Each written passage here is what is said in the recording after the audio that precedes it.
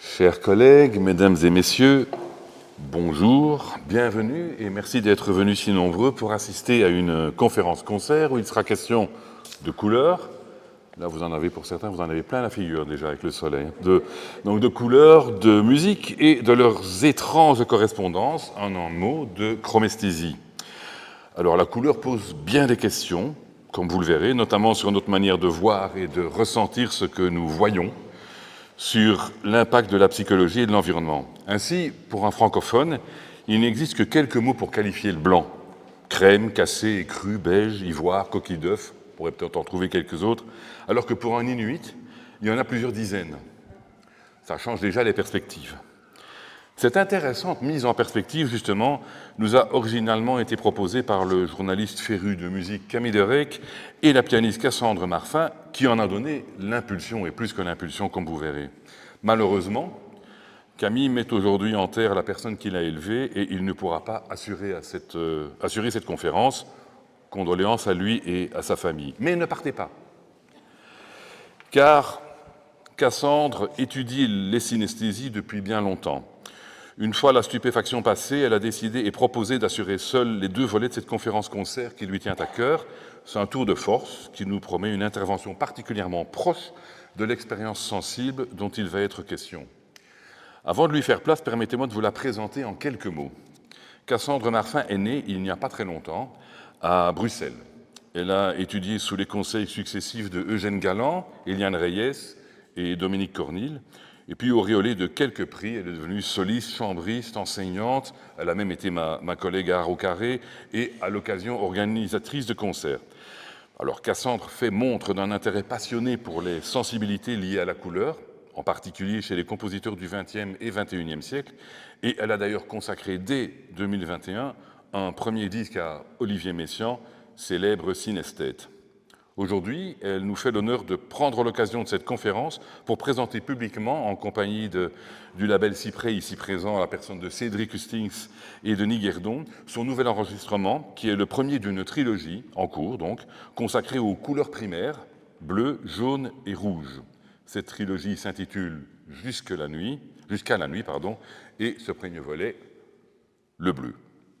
Donc merci au Collège Belgique d'accueillir cette conférence, concert, place au bleu et au monde de la nuit et des rêves impalpables.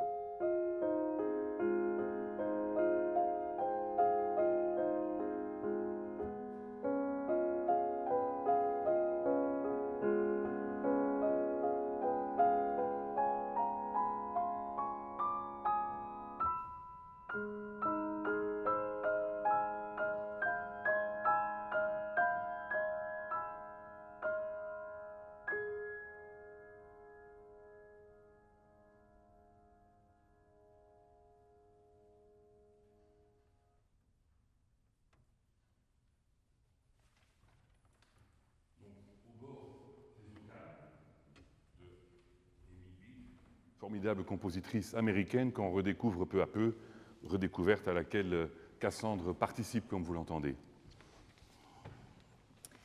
La couleur est une idée, clame Michel Pastoureau, enseignant-chercheur et historien français, spécialiste, entre autres, de la couleur.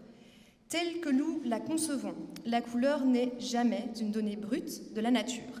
Elle est le fruit d'un héritage intellectuel, scientifique et symbolique que je vais raconter à travers cette conférence musicale. Notons toutefois que l'étude de la couleur que je vais défendre se situe principalement dans le monde occidental, environ du Moyen-Âge à notre époque, car si toute société a développé une grammaire des couleurs, les significations qui leur sont attachées varient profondément d'une culture à l'autre. Début 19e, Goethe écrivait « Une couleur que personne ne regarde est une couleur qui n'existe pas. Une couleur n'existe que parce que nous la voyons. Valoriser la couleur, la questionner, la nuancer, la regarder, mais surtout l'écouter.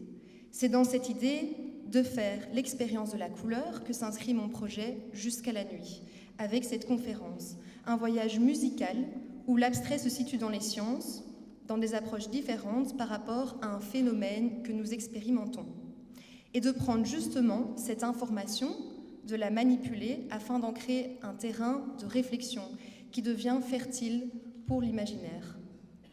Emporté sur un territoire chimérique et insaisissable où le visible se retire, que j'ai voulu explorer au piano en me laissant porter jusqu'aux méandres de la nuit et des rêveries qu'elle inspire. Au cœur même de cette réflexion, l'acromesthésie, forme singulière de la synesthésie, qui a exercé une fascination particulière sur les artistes du XXe siècle. Elle interroge les frontières de la perception en brouillant les lignes qui séparent l'ouïe et la vue. Elle invite à penser la musique non seulement comme organisation sonore, mais aussi comme un espace coloré, comme matière visuelle. Indéniablement, l'acromesthésie appelle aux correspondances que l'on connaît, la mer bleue, le ciel bleu, le soleil jaune, puisant ainsi l'objectivité de la couleur d'abord dans la nature. Mais dans ce projet, je dépasse cette représentation pour garder une poétique et la suggestion d'un mystère. Jusqu'à la nuit représente un bleu impalpable dans un répertoire qui me ressemble. J'ai conçu le programme non pas simplement sur le bleu, mais sur l'idée du bleu, l'idée d'un bleu poreux, impalpable, occulte, énigmatique. L'idée pour les compositeurs, l'idée pour moi, et en espérant vous en donner une idée. Étudier la couleur, c'est croiser des regards multiples, celui des savants qui cherchent à comprendre ces lois physiques, celui des artistes et des artisans qui, siècle après siècle, ont découvert et façonné des pigments, et enfin celui des sociétés qui lui ont donné des significations symboliques et culturelles. Ce parcours, entre sciences, histoire culturelle et sociologie, permet de saisir combien la couleur est à la fois universelle et relative, matérielle et immatérielle, rationnelle et émotive. C'est à travers ces dualismes que nous allons explorer la richesse de ce phénomène avant de nous pencher plus particulièrement sur la couleur bleue. Goethe, Newton, Descartes ou encore Einstein, voici des chercheurs qui se sont intéressés à la lumière et la couleur. C'est avec l'étude de Newton que la couleur connaît un tournant majeur. Si nous passons une lumière blanche dans un prisme transparent, un arc-en-ciel composé de 7 couleurs peut en ressortir.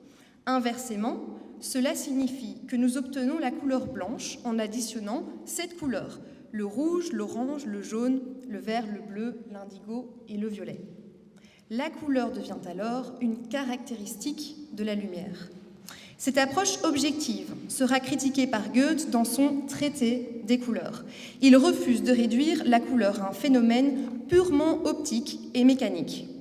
La couleur est une résultante entre la lumière et l'obscurité, médiatisée par un support matériel. Autrement dit, la lumière pure et l'ombre pure ne sont pas colorées, mais c'est dans leur rencontre que surgissent les couleurs. D'autre part, Goethe introduit aussi une dimension psychologique et symbolique. Les couleurs agissent sur nos émotions, par exemple le jaune procure de la chaleur et de la gaieté, le bleu apaise. Cette approche fait de lui un précurseur de la psychologie de la perception. La première manifestation des pigments qui permettent l'élaboration des couleurs se retrouve dans la nature à travers l'ocre, le charbon, la craie. Historiquement, c'est la couleur rouge qui gagne la médaille d'or de l'ancienneté, car nous trouvons des traces d'utilisation de l'ocre déjà au Paléolithique.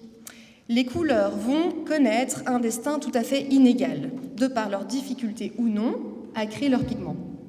Certaines couleurs vont être bien plus précieuses que d'autres, comme le pourpre de Tyr, qui était obtenu à partir de petits escargots de mer et qui nécessitait une grande quantité de mollusques pour créer quelques grammes seulement de pigments.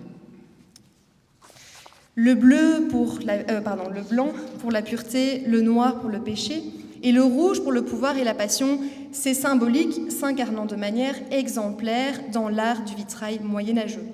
C'est au XVe siècle que la couleur va connaître une avancée majeure, car grâce aux nouvelles explorations, de nouveaux pigments arrivent sur le marché.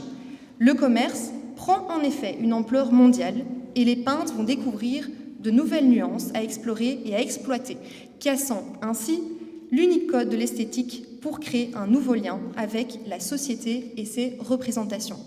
Dès lors, la couleur n'est plus seulement une affaire de technique, de pigments et de science, mais elle devient aussi un langage symbolique traversant entre autres la religion, la politique et l'émotion. C'est tout l'enjeu du rapport sociologique. Je rappelle ici que nous traitons la couleur dans le monde occidental, le traitement des couleurs entre les sociétés étant profondément différentes. Par exemple, le jaune est une couleur qui exprime courage et noblesse en Chine. C'est une couleur impériale. En Europe, c'est la couleur de l'infidélité et de la trahison au Moyen-Âge, puis de la sécurité dans la vie contemporaine, par exemple gilets jaunes ou les post-it.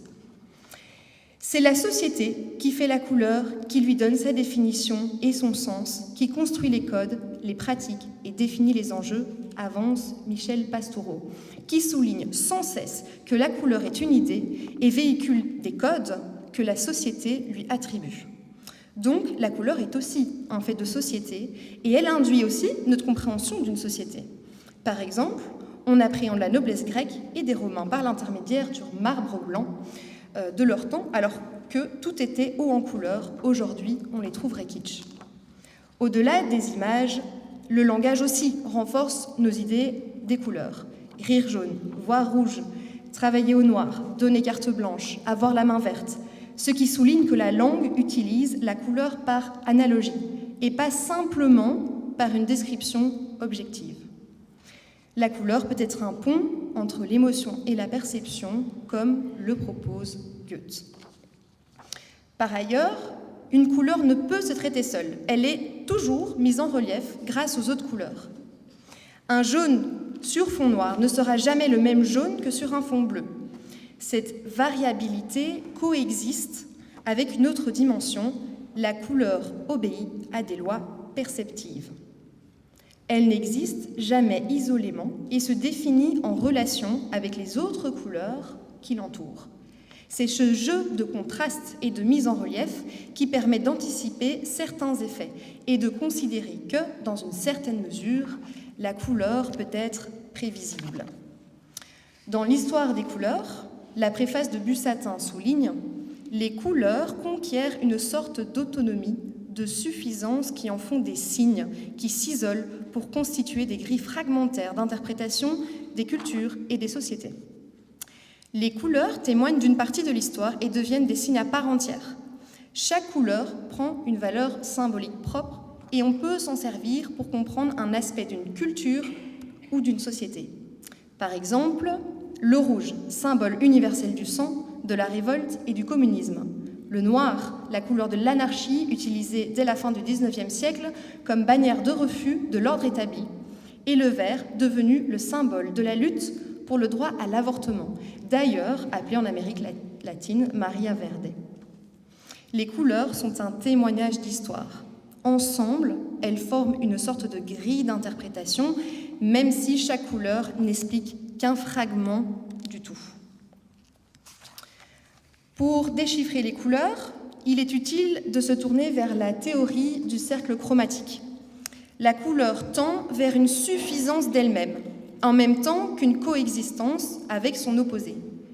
Il existe dans chaque couleur un principe équivalent de complémentarité et de contraste. Chaque couleur complémentaire va se fondre l'une avec l'autre, le rouge avec le vert, le bleu avec l'orange. Il est important de souligner également que dans le langage, on pourrait dire un vert tirant vers le rouge, mais qu'il n'est pas possible de dire l'inverse.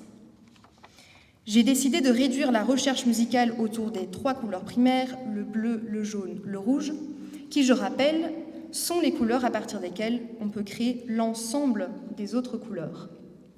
Elles ne s'obtiennent pas par d'autres couleurs, c'est le socle de base. C'est par ailleurs cette théorie des 3 couleurs que nous retrouvons dans la gamme, la grammaire artistique que nous allons analyser. Aujourd'hui, il sera uniquement question du bleu. Historiquement, certains pigments bleus étaient parmi les plus difficiles à fabriquer et à maîtriser, ce qui faisait du bleu une couleur très précieuse. Dans l'Antiquité, nous rappelons que la couleur se cherchait dans la nature, donc ici, la guède, une plante, chez les Celtes et les Germains. L'azurite ou encore le lapis lazuli, dans d'autres cultures, étaient utilisés pour créer le pigment bleu. Mais le processus était assez fastidieux. C'est surtout grâce à la chimie moderne que le bleu va se développer. Ainsi naît le bleu de Prusse, premier pigment synthétique et abordable, créé au hasard par Diesbach, un producteur allemand de pigments, ainsi que le cobalt au XIXe siècle, offrant une variété de nuances et une meilleure stabilité. La valeur et l'importance de la couleur bleue dépendent de la capacité à le produire. Et il est remarquable de constater qu'une fois le processus chimique trouvé au XVIIIe siècle, le bleu va subir un changement de rôle majeur dans sa représentation en société. Dans la Bible, le bleu a longtemps été délaissé, tandis que le rouge, le blanc, le noir dominaient. De même que dans les symboliques des sociétés asiatiques et musulmanes. Chez les Grecs et les Romains, la couleur de la lumière est le rouge, associé au blanc et à l'or. C'est au XIIe siècle qu'un profond changement dans les idées religieuses va placer le bleu sur un piédestal. Le Dieu chrétien devient lumière, lumière qui se revêt de bleu.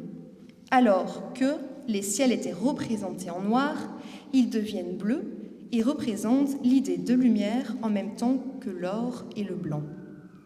Le bleu devient une couleur à la mode, devenant même la couleur des princes et des rois en Allemagne et en Italie à la fin du Moyen-Âge, laissant le rouge au pouvoir impérial et à la papauté. La promotion du bleu devient telle que Guillaume de Machaut se questionne sur cette expansion soudaine du bleu et du nouvel ordre des couleurs qui s'organisent. Vêtue de bleu, la Vierge participe aussi à la nouvelle mode de cette couleur. Toujours en parallèle des évolutions techniques de la création des pigments, certaines couleurs deviennent inaccessibles au XIVe siècle pour une caste sociale car obtenues au moyen de teintures de trop grand prix.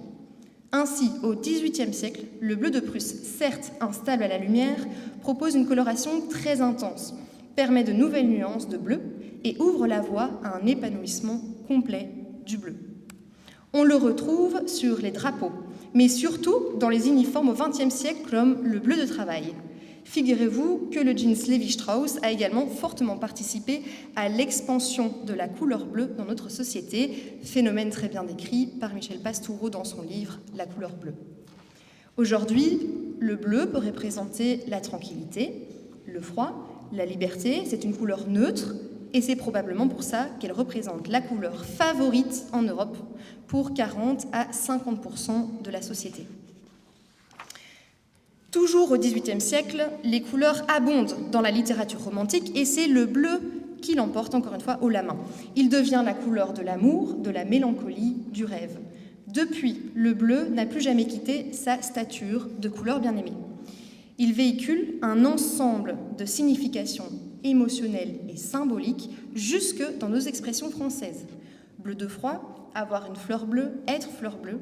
Il fonctionne souvent par analogie ou contraste. Par exemple, le bleu pour la confiance et le calme dans le design, mais aussi le bleu pour le froid, pour la nuit, pour la distance émotionnelle. Il est bien entendu impossible de parler du bleu dans l'art sans évoquer Paul Klee et son exploration des couleurs. Influencé par les théories de Goethe, Runge, Delacroix et Kandinsky, Klee a développé sa propre théorie des couleurs fondée sur un arc-en-ciel à 6 parties formant un cercle chromatique. Le bleu représente une porte vers l'immatériel, l'invisible, l'intangible. Dans ces tableaux, le bleu évoque souvent la mélancolie, la solitude ou le rêve, mais il peut aussi traduire la légèreté et la sérénité selon l'intensité et le contraste. Klee parle du bleu comme d'une couleur qui ouvre l'esprit, qui évoque la profondeur, le rêve, le silence et la contemplation. Les représentations qu'il en propose font état de la couleur bleue qui évoque des états d'âme, des concepts abstraits, et en cela, il rejoint complètement l'idée que j'essaie de transmettre à travers ce projet jusqu'à la nuit. Nous pourrions également évoquer Matisse, Klein, Miro, mais il est temps désormais de relier la couleur à la musique. Et pour ça, on retrouve Amy Beach et son Cradle Song of the Lonely Mother, chant de Metsu de la mère solitaire, opus 108 de 1924, parce qu'une fois que son mari est mort, elle s'est mise vraiment à composer de manière totalement intensive.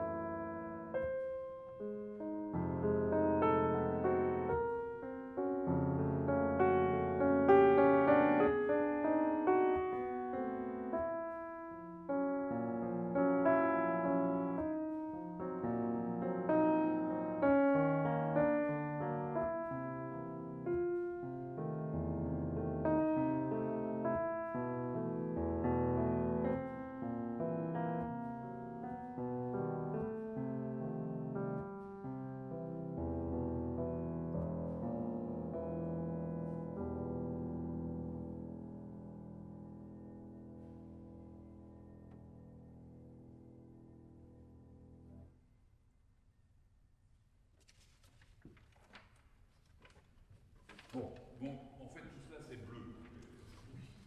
Mais alors, Cassandre, qu'est-ce que c'est la synesthésie? C'est-à-dire, ça fonctionne comment?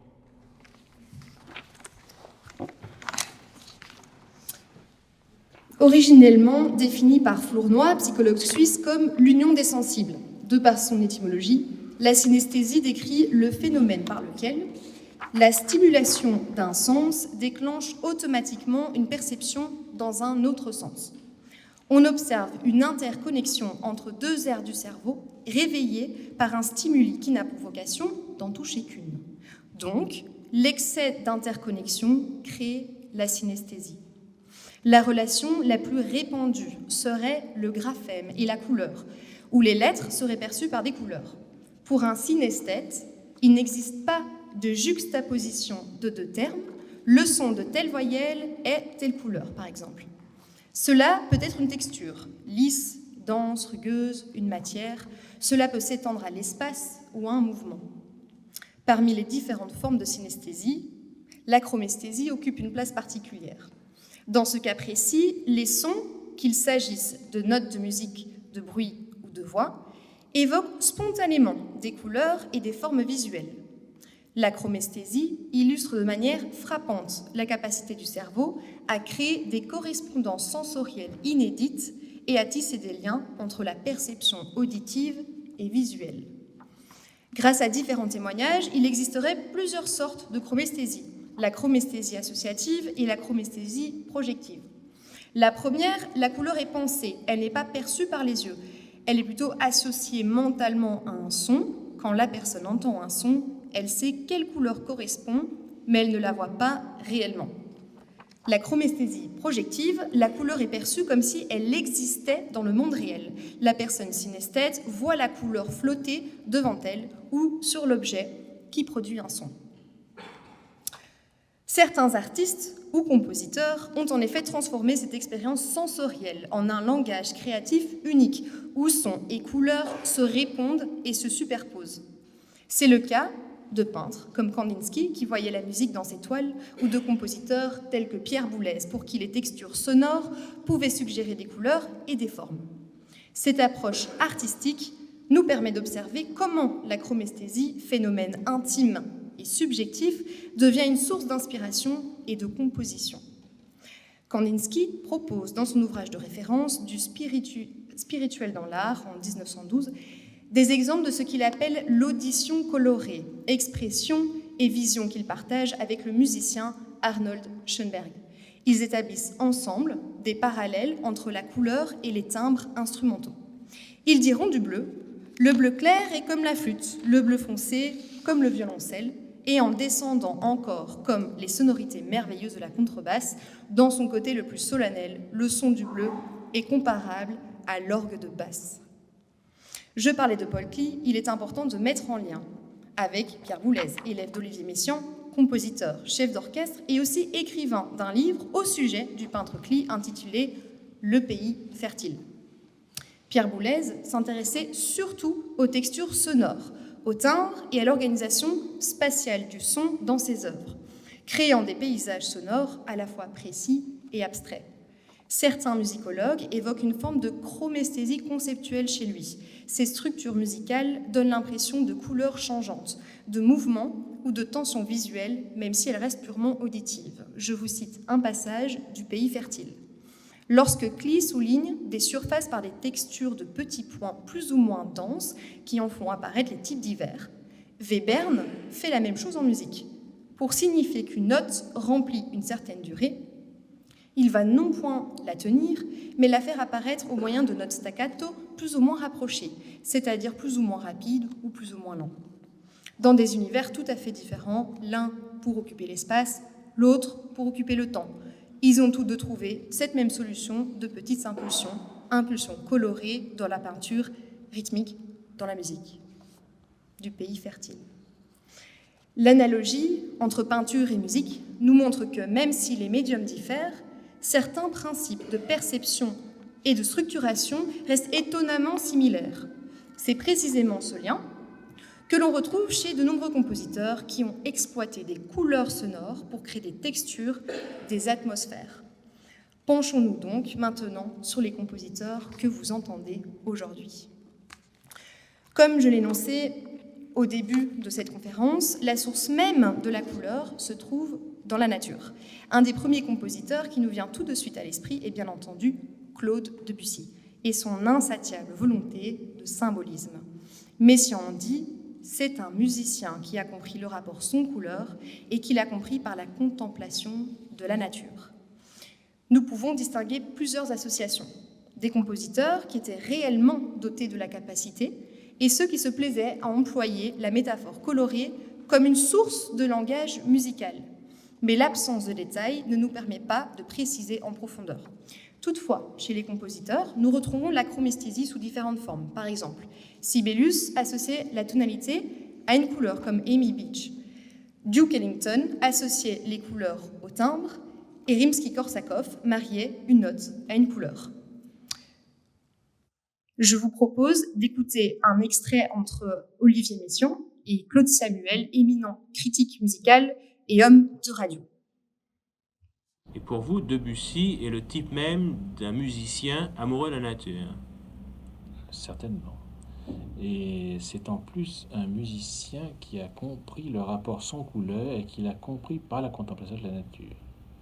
Ceci est un autre aspect, et c'est une autre question à développer, mais il a compris le rapport son-couleur que je sens moi-même très intensément. Et sans être atteint de synopsie, comme le fut mon ami le peintre Blanghatti, qui avait un dérèglement des nerfs optiques et auditifs qui lui permettait de voir vraiment des couleurs et des formes lorsqu'il entendait de la musique. Je n'ai pas malheureusement cette joie physique de voir vraiment de la couleur, mais dans ma tête, lorsque je lis de la musique, je n'ai même pas besoin de l'entendre, je sens des couleurs correspondantes qui tournent, qui bougent, qui se mélangent, en même temps que les sons tournent, bougent et se mélangent eux-mêmes. Et alors, puisque nous parlons de la nature, les couleurs que vous aimez, ce sont des couleurs d'abord de la nature? C'est là que vous avez puisé votre amour des couleurs? C'est là et aussi dans la contemplation des vitraux lorsque j'étais enfant. Lorsque mon père a été nommé professeur à Paris, mes parents étaient tout de même des provinciaux, c'était une grande joie, surtout dans la capitale, et ils visitaient tous les monuments et ils nous menaient au théâtre, et on allait voir les églises, tout ça avec une certaine fébrilité. Et certainement que mes premières visites à Notre-Dame de Paris, à la Sainte-Chapelle et plus tard à Notre-Dame de Chartres ont eu une influence sur ma carrière. Je suis resté à jamais ébloui de ces merveilleuses couleurs des vitraux du Moyen-Âge. En somme, les vitraux des cathédrales, c'est une création des hommes que vous ne reniez pas, vous qui n'aimez pas les villes et qui n'aimez pas tellement les créations artificielles. C'est une création suffisamment noble pour contrebalancer la création tout court, celle de la nature. Mais c'est la nature elle-même, dans ce qu'elle a de plus extraordinaire, la lumière, captée par l'homme pour magnifier ces endroits dont fonctionnaient les plus nobles, les édifices destinés au culte. Et vous avez souvent répété qu'à l'essence même de votre langage musical se trouve la couleur. Bien, il y a différentes façons de la concevoir pour un musicien. La première et la plus grave, c'est-à-dire le rapport sans couleur perçu physiquement, physiologiquement. Vous savez que j'ai eu dans ma jeunesse un ami, un peintre suisse du nom de Blanghatti, qui était atteint de synopsie, c'est-à-dire qu'il avait un dérèglement des nerfs optiques et auditifs, qui faisait que lorsqu'il entendait de la musique, il voyait immédiatement des couleurs et des formes correspondantes. J'ai d'ailleurs chez moi 2 ou 3 tableaux de lui, qui ne sont malheureusement que des instantanés, c'est-à-dire qu'il a fixé sur ses toiles un moment très bref, très fugitif, des couleurs ainsi entrevues. Car bien entendu, dans ce cas précis, les couleurs tournent et bougent et se compénètrent exactement comme le font les sons. Ces tableaux sont quand même très révélateurs d'un certain aspect de la couleur qui est lié au son. Mais ce qui est extraordinaire, c'est que, n'ayant pas la bienheureuse maladie de mon ami peintre, je suis tout de même atteint d'une correspondance qui se trouve en moi, qui se trouve plutôt dans mon intellect que dans mon corps. Mais tout de même, lorsque j'entends de la musique, et aussi bien lorsque je la lis, je vois intérieurement, mais par l'œil de l'esprit, des couleurs qui bougent avec la musique. Et je les vois, je les sens excessivement vivement. Et j'ai même quelquefois indiqué sur mes partitions ces correspondances avec une certaine précision. Et je crois qu'il y a là vraiment un rapport qui existe. Mais évidemment, il faudrait pouvoir le prouver scientifiquement. Je n'en suis pas capable, ça me dépasse totalement. Mais vous voyez ces couleurs ou vous les imaginez? Non, je les vois intérieurement. Ce n'est pas de l'imagination, ce n'est pas non plus quelque chose de physique, c'est une réalité intérieure. Mais lorsqu'une porte grince, par exemple, vous voyez une couleur? Non, c'est lié pour moi à la musique, à la véritable musique, à la musique avec des sons, des accords, des rythmes, des combinaisons de sons et d'accords et de rythmes. Et la réciproque est vraie, c'est-à-dire que vous essayez de traduire en musique des couleurs? Et j'essaye en effet de traduire en musique des couleurs, et certaines sonorités, certains complexes de sons sont liés pour moi à certaines combinaisons de couleurs, et je les emploie en connaissance de cause. C'est également dans son traité de rythme, de couleur et d'ornithologie qu'Olivier Messiaen lève le voile sur ses correspondances entre le son et la couleur. En bref, Messiaen avait sa propre échelle de composition organisée autour de modes, donc un enchaînement précis de notes, qu'on pouvait réorganiser, soit transposer, un nombre limité de fois en raison de sa symétrie interne au sein de l'échelle chromatique. Il les appelait les modes à transposition limitée. Chaque mode et sa transposition possédaient sa propre couleur. Prenons le mode 2, il se transpose 3 fois, ce qui signifie qu'il peut commencer sur 4 notes différentes. Le mode 2-1 a une dominance violet, quand le mode 2-2 présente plutôt l'or et le brun, et le mode 2-3 a une dominance de vert. Il n'était bien sûr pas aussi simple dans sa définition, il utilisait un langage héraldique, comme par exemple le mode 2 dans sa seconde transposition, spirale d'or et d'argent, sur fond de bandes verticales brunes et rouges rubis. Sa théorie, chaque note est égale à une couleur, mais ne peut créer la couleur à elle seule. Et si vous prenez cette même note et que vous la haussez d'un demi-ton, c'est déjà une autre couleur. Ce système de couleurs se situait uniquement dans le registre médium du piano, au milieu, et dévoile la couleur dans toute sa force. Plus aigu, c'est plus clair, et plus grave, plus foncé. C'est dans son catalogue d'oiseaux, pièces écrites pour piano qui retranscrivent des chants d'oiseaux, accompagnés de leur contexte, que Olivier Messiaen illustre au mieux cette explication. Il n'est donc pas étonnant que le chant de l'alouette Lulu commence par des basses très graves, teintées par des accords, puisqu'elles décrivent des harmonies au bord du silence, semblables à ces couleurs mystérieuses qui se devinent à peine dans le noir de la nuit. Composés lorsqu'il avait 19 ans, les Préludes sont la première œuvre que Messiaen accepte de publier. Il présente déjà une patte bien ancrée du langage musical de Messiaen alors qu'il est encore étudiant au Conservatoire de Paris. 8 préludes, des titres très évocateurs et poétiques. Plainte calme, un reflet dans le vent, le nombre léger. Et une harmonie riche empreinte de son idole de toujours, Debussy. Il s'agit ici d'ambiances lumineuses avec une recherche d'expérience intérieure, souvent teintée de mysticisme. Les 2 préludes que j'ai choisis sur mon album sont écrits dans des modes qui suggèrent le bleu dans le système de composition d'Olivier Messiaen. Le premier, Chant d'extase dans un paysage triste, est écrit dans le mode 2 dans sa première transposition, à savoir rocher bleu-violet parsemé de petits cubes gris, bleu de cobalt, bleu de Prusse foncé, avec quelques reflets pourpre violacés, or, rouge rubis et des étoiles mauves, noires et blanches, dominance bio-violet. Le second, les sons impalpables des rêves, écrit dans le mode 2 numéro 1, dont on vient de parler, et le mode 3 dans sa 3e transposition, à savoir large bande verticale alternativement de bleu de cobalt et vert bleuté assez foncé. Sur ce fond rare et espacé, quelques lys safranés rouge-orange et quelques lianes argentées. Dominance, bleu et vert. Chez Messiaen, le bleu, couleur froide, est le symbole de la sagesse divine. Sagesse, c'est-à-dire science suprême et musique. Et comme il le dit, c'est dans cet abîme d'azur que réside tout esprit et toute vérité.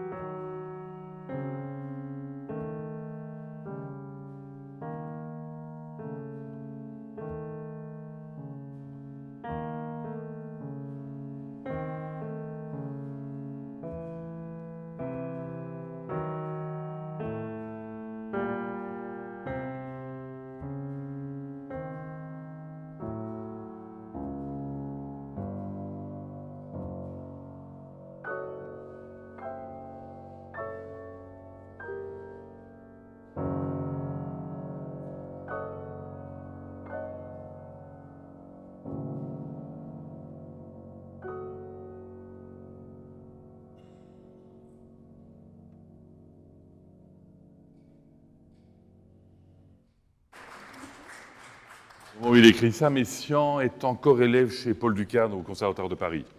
Donc c'est un élève qui publie déjà ses partitions. Ça se faisait à l'époque.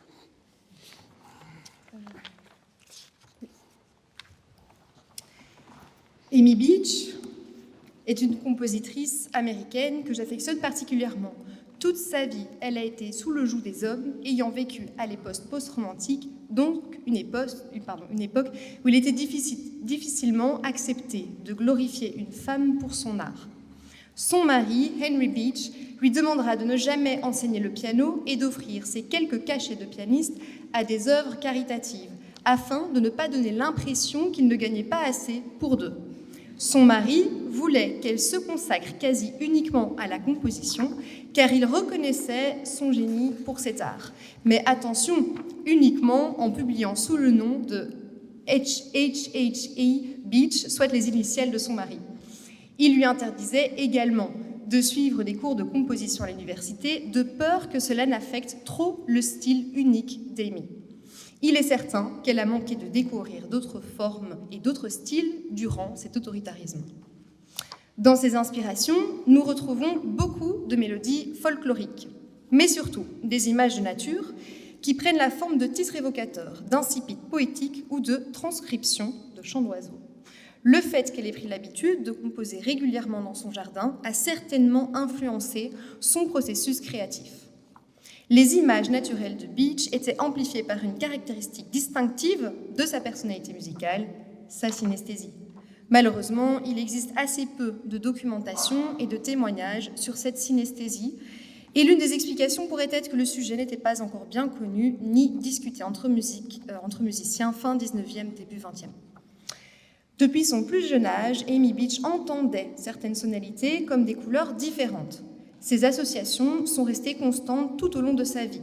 Elle avait d'ailleurs créé son échelle de correspondance, le blanc pour do majeur, le jaune pour mi majeur, le vert pour la majeure. Ces tonalités synesthésiques sont majoritairement majeures et les deux tonalités mineures qu'elle a spécifiées, fa dièse mineur et sol dièse mineur, partagent la même couleur, le noir. La noirceur, associée au mode mineur, pourrait être considérée comme une extension de son aversion enfantine pour les tonalités mineures qui étaient utilisées par sa mère pour la punir. Dans Jusqu'à la nuit, on retrouve deux pièces assez timides et suggestives. By the Still Waters, composée uniquement dans la tonalité de la bémol majeur, donc le bleu, et The Cradle Song of the Lonely Mother, écrite dans une tonalité mineure, donc de couleur noire, puisqu'elle propose une berceuse tantôt aux nuances de solitude et de douleur, tantôt avec des élans de tendresse représentés par la tonalité du bleu, la bémol majeur. À partir de ces dernières œuvres, Scriabine développe une conception quasi rituelle de la musique. Elle ne doit plus seulement être entendue, mais vécue par tous les sens, dans une sorte d'extase collective. C'est justement lors de son passage à Bruxelles, au début des années 1900, qu'il entame ses recherches sur la synesthésie, alors même que sa pensée mystique se développe et s'intensifie. C'est avec Prométhée, ou le poème de feu, que Scriabine illustre pleinement cette quête en intégrant pour la première fois un clavier à lumière, destiné à projeter les couleurs en résonance avec la musique. Appelé luce, mot latin et italien signifiant lumière, le clavier ne produisait pas de son, mais projetait des faisceaux lumineux en fonction des touches activées. L'échelle chromatique de cet instrument était basée selon le cycle de Quinte. L'ordre des couleurs forme un spectre, ce qui a conduit de nombreux chercheurs en synesthésie à avancer que Scriabine n'a peut-être pas expérimenté la condition physiologique de la synesthésie. Les écrits de Scriabine suggèrent qu'il adoptait le modèle « une note égale une couleur », rapprochant ainsi l'oreille absolue de la correspondance chromatique. De plus, il convient de souligner que la complémentarité du son et de la couleur ne relevait pas d'une simple vision colorée pour Scriabine, mais d'un véritable état d'être, un état de conscience menant à une élévation spirituelle. Le clavier à lumière demeure ainsi le témoignage le plus concret du rêve scriabinien, fusionner musique et couleur pour transcender la simple écoute et conduire l'auditeur vers une expérience mystique universelle. C'est l'idée que j'ai tenté de rejoindre dans le choix des œuvres de Scriabine présentes sur le CD. Élargir au-delà d'une simple correspondance son-couleur chez les compositeurs et proposer une expérience rêveuse et mystérieuse où je suggère une imperceptibilité de l'imaginaire et de l'émotion, notamment à travers la sonate numéro 6, teintée de mystère, de suggestion, de feu follet et de danse diabolique. La musique de Scriabine définit une image comme un être sonore et coloré. La sonate, écrite d'un seul tenant, propose une indéfinissable poésie, ponctuée de sonorités lumineuses, transparentes, avec quelque chose d'irréel qui tend à se dissiper dans un anéantissement total. Dans les poèmes que je présente sur l'album, l'opus 61 est l'une des œuvres dans laquelle Scriabine emploie entièrement le mode basé sur l'accord mystique, qui est considéré par Scriabine comme un principe générateur. Messiaen utilisait également ce mode. Dans l'opus 71, Scriabine va encore plus loin, en utilisant des échelles de 9 sons au lieu de 7, qui correspond au mode à transposition limitée numéro 3 pour Messiaen, qui, je rappelle, de couleur orangée parsemée de taches. Ces pièces ont été choisies non pas pour leur correspondance note-couleur, puisqu'un morceau de musique ne présente pas une note unique, mais dans l'esprit du mystérieux, brumeux, poreux, qui illustre l'idée du bleu.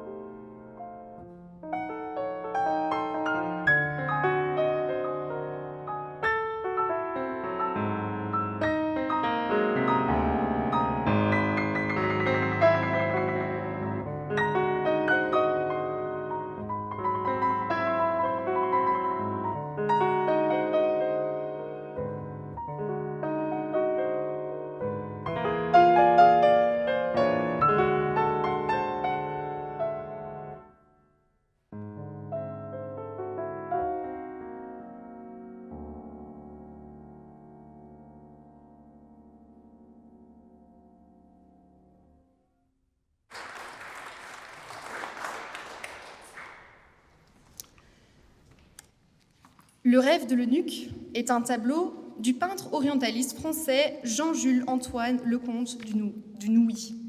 Il s'est inspiré du roman Les lettres persanes de Montesquieu, et plus précisément d'une lettre dans laquelle un eunuque parle de son amour pour une esclave. Impossible de ne pas y voir un clin d'œil à la littérature arabe Les Mille et une nuits.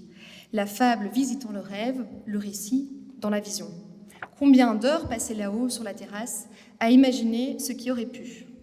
L'eunuque semble se perdre à travers l'usage de drogue dans un mirage convoité. Brussatin explique, d'après les néoclassiques et les romantiques, la mort apparaît aux Grecs d'un bleu profond, comme la figure de la nuit antique qui éteint toutes les couleurs. On retrouve ici, chez Lecomte du Nouilly, divers éléments. Un style individuel, un penchant pour les atmosphères inquiétantes, les éclairages dramatiques ou mélancoliques, une tension érotique combinée à une attirance évidente pour le rendu des paradis artificiels. Aussi une influence orientaliste, un goût prononcé pour les mythes, un dépaysement visuel, l'exotisme, la saturation des couleurs et une mise en scène de culture rêvée plus que réelle. Le tableau décrit un eunuque sur une terrasse d'une ville. Il fume de l'opium, probablement pour échapper à sa solitude et à sa frustration. Dans son rêve, il voit celle qu'il désire. À côté de ce fantôme féminin, on peut y voir un petit ange muni d'un couteau qui rappelle que l'anatomie de l'eunuque exclut la réalisation de son désir. En bas à gauche, le contour d'une main à côté de la signature est un khamsa, un symbole utilisé pour repousser les mauvais esprits. Le tableau explore les thèmes de la souffrance, du rêve comme échappatoire, d'un contraste entre la réalité et le fantasme. Le tableau donc est extrait d'un texte des lettres persanes de Montesquieu, et j'invite Jean-Luc à lire cet extrait.